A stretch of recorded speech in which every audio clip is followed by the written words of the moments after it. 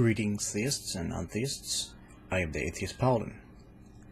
Bring it to you old school style, I guess. A lot of people didn't like my voice morphing my last video.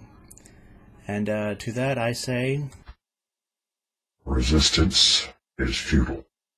I'll do what the hell I want. and I know for damn sure it wasn't inaudible.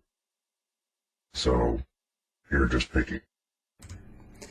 Moving on to the subject of the video, I want to talk about free will some more. And,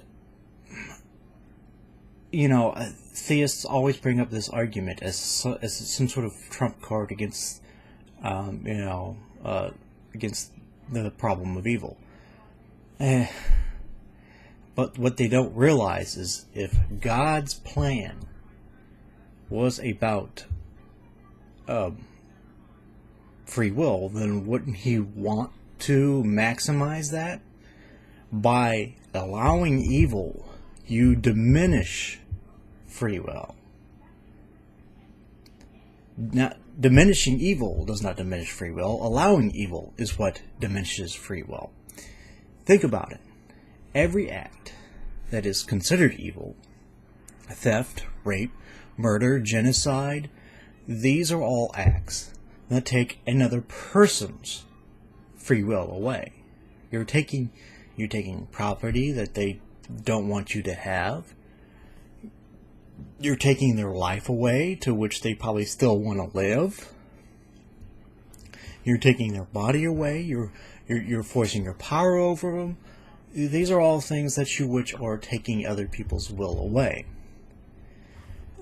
So, God creating a world which evil is allowed to exist is a world to which free will is diminished. Think about it.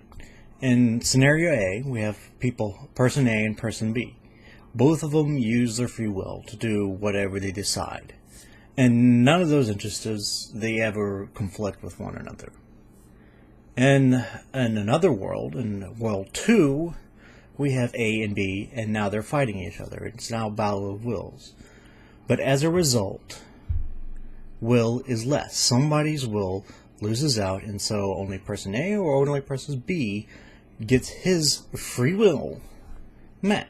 So it's obvious when regarding these scenarios, there's less free will. I also like to point out that even allowing natural disasters is also a violation of other people's free will. So if even we beg the question and allow God to allow moral evil, this question still comes about, what about natural evil?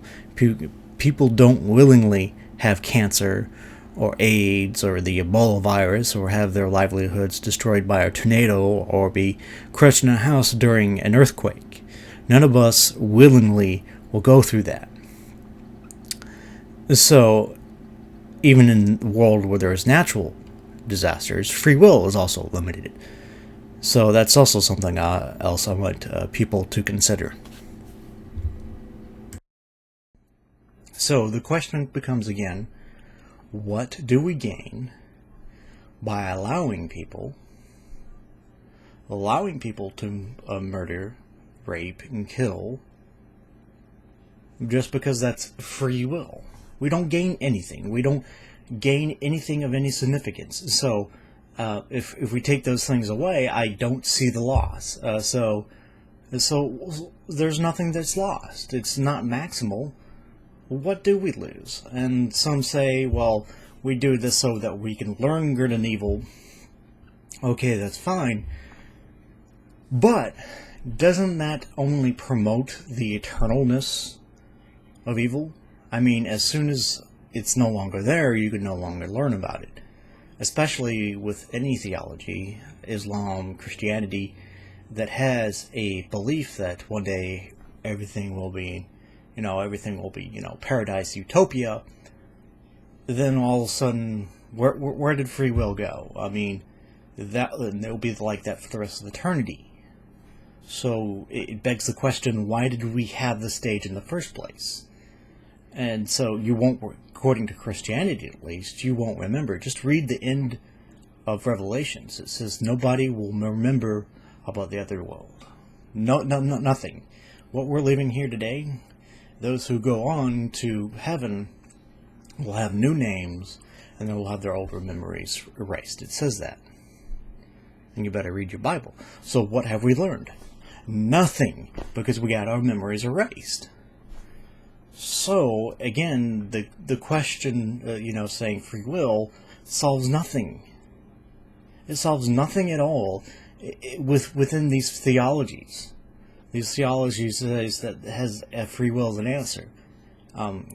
Islam maybe won't have free will as an answer, because I think they're more, I guess, what you call Calvinist or deterministic or fatalistic or whatever.